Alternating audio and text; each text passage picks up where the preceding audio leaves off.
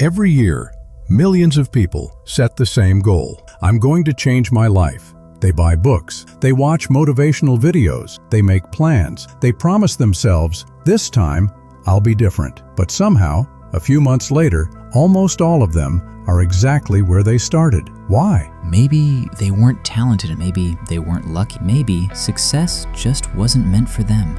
No, that's the story people tell themselves, so they don't have to face the truth. Because if talent was enough, the most gifted people would always win.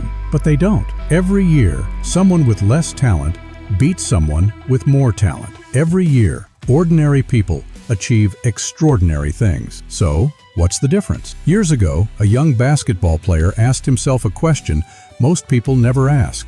Not, how can I become successful? But, what standard am I willing to live by? That player was Kobe Bryant. People think Kobe became great because he woke up at 4 in the morning. They miss the point. 4 a.m. wasn't the reason, it was the evidence. The standard already existed inside him. Anyone can wake up early once. Anyone can train hard for a week. Anyone can feel motivated for a month. But greatness has never belonged to people who do something once. It belongs to the people who refuse to lower their standard. But what exactly is it, a standard? A standard is what you do when nobody is expecting anything from you. It's choosing discipline when comfort is easier. It's doing the work without needing to be watched. Because one day, the things you repeat become the person you are. And that is the part almost everybody misses. Success doesn't begin when you win. It begins the moment you stop negotiating with your own excuses. So, what did Kobe say no to?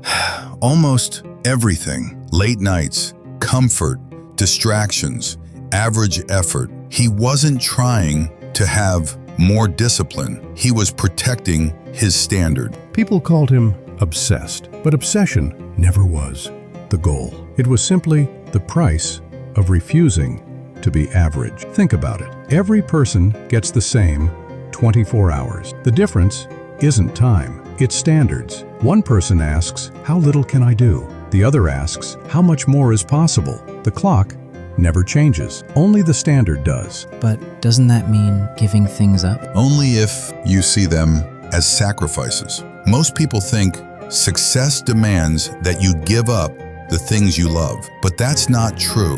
The people who become great don't force themselves to do the work. They learn to love the work. That's why they can keep going long after everyone else quits. And that's where most people lose. They fall in love with the destination, money, recognition, winning, but they never fall in love with repetition, the early mornings, the boring practice, the uncomfortable routine. Without loving the process, the dream never survives. A standard isn't something you announce. It's something you protect. Every morning, every decision, every excuse you refuse to accept. That's why greatness always looks boring from the outside. The same workout, the same practice, the same attention to detail, again and again and again, until one day people call it talent. But the truth is, talent was never the biggest difference. The biggest difference was consistency at a standard most people couldn't maintain. And then something happened that changed everything. Kobe stopped competing with other players. He started competing with the man he saw in the mirror. And that's where the Mamba Mentality was truly born. By the end of his career, millions of people wanted to know Kobe Bryant's secret. Was it his talent, his genetics, his mindset? The truth was much simpler. He refused to lower his standard. But what if I'm not an athlete? What if my dream looks nothing like Kobe's? Then his lesson matters even more. Because greatness was never about basketball. Basketball was only the place where Kobe chose to practice excellence. Your court might be different. A business, a classroom, a camera, a notebook, a family, but the standard never changes. People often believe success begins with motivation. Kobe believed it began with responsibility. Responsibility for every workout, every mistake, every decision, every single day. Because once you accept that your future belongs to you, excuses lose their power. One interview, Kobe said something most people overlooked. He explained that to other people, the work looked like broccoli, but to him, it was ice cream. Think about that. He didn't force himself to love the process. He understood that if you truly love what you're building, discipline stops feeling like punishment.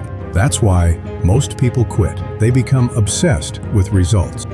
Elite people become obsessed with improvement. One chases applause, the other chases progress. One waits to feel motivated, the other shows up anyway. So, where does greatness begin? With one decision, not a championship, not millions of dollars, not recognition.